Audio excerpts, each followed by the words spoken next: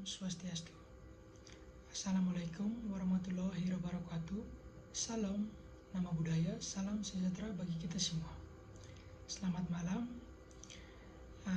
Di sini saya akan mempresentasikan tugas case-based learning, yaitu tentang mata kuliah ilmu penyakit, bakteri, dan jamur veteriner.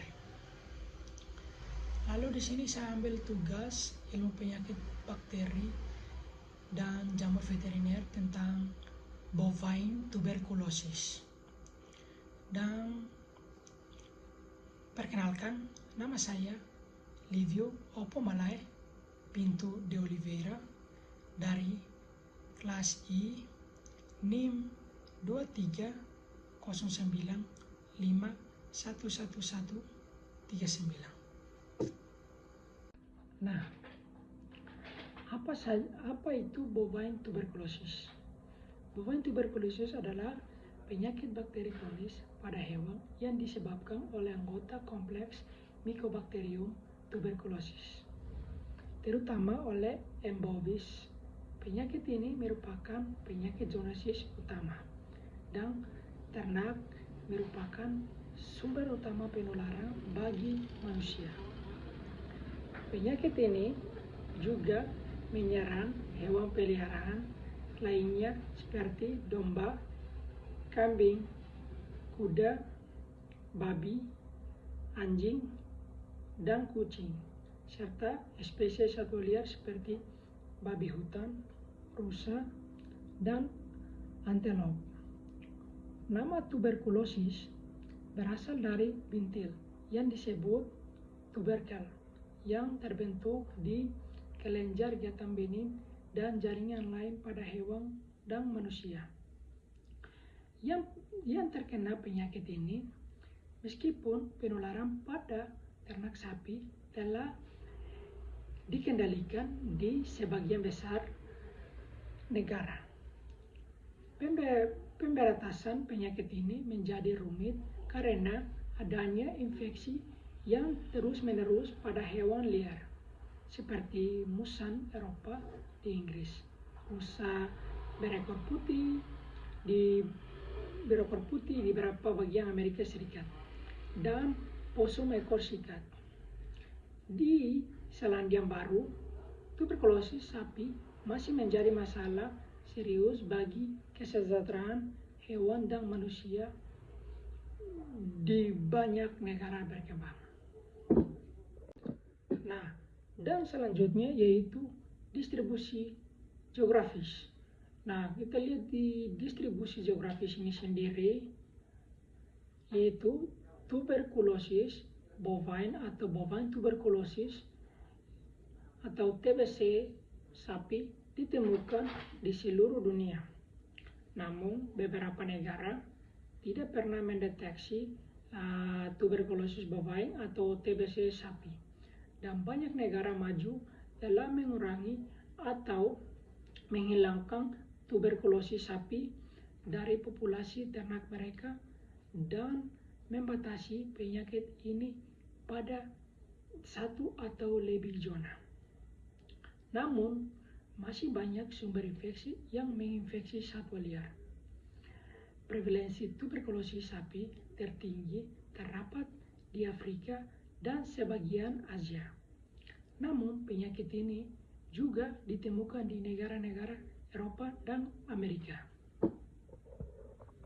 Nah, selanjutnya yaitu penularan dan penyebaran. Penularan dan penyebaran itu sendiri merangkut penyakit ini menular dan mendapat ditularkan secara langsung melalui kontak dengan hewan peliharaan dan liar yang infeksi atau secara tidak langsung melalui konsumsi bahan yang terkontaminasi.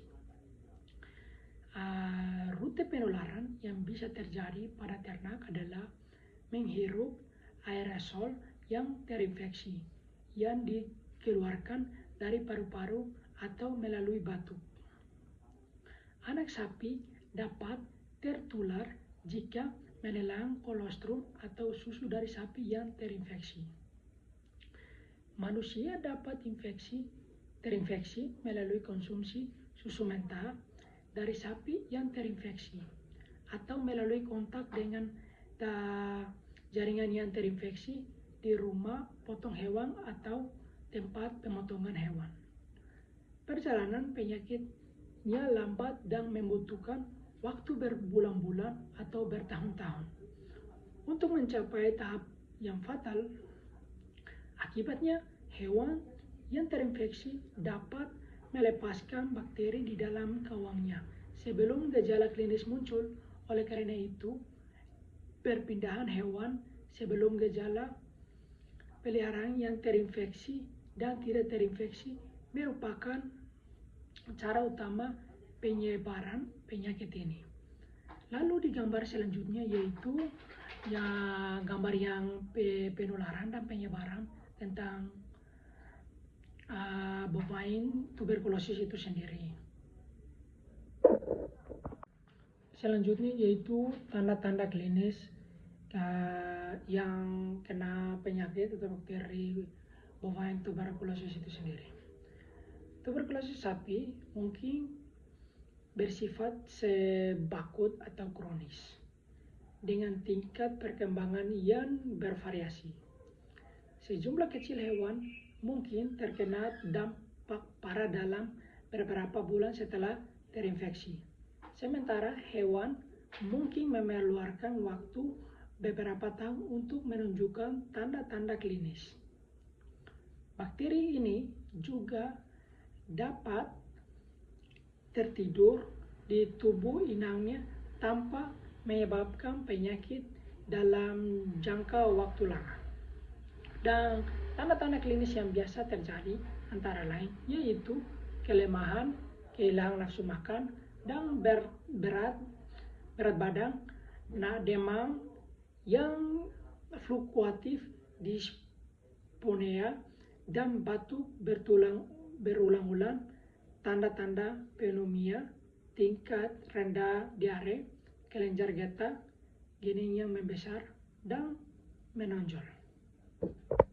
Oke, selanjutnya yaitu diagnosis.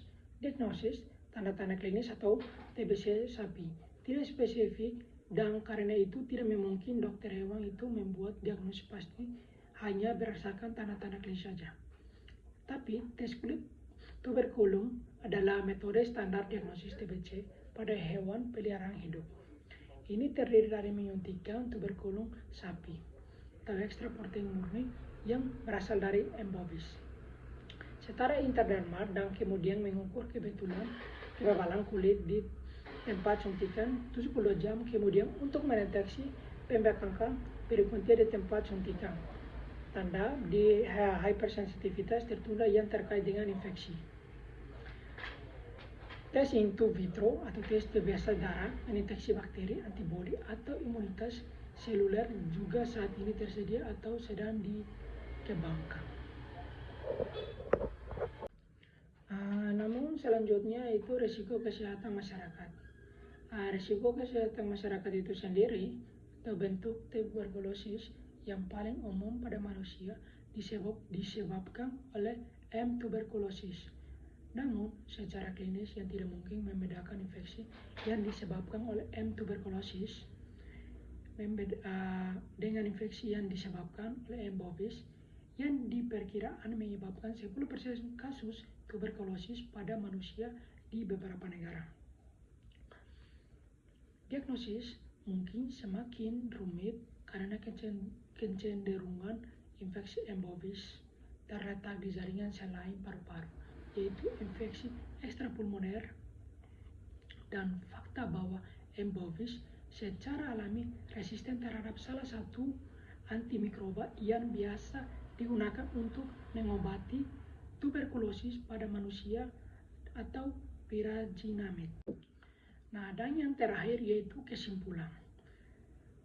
Bovine tuberculosis merupakan penyakit yang serius dan kompleks yang memerlukan penanganan yang komprehensif.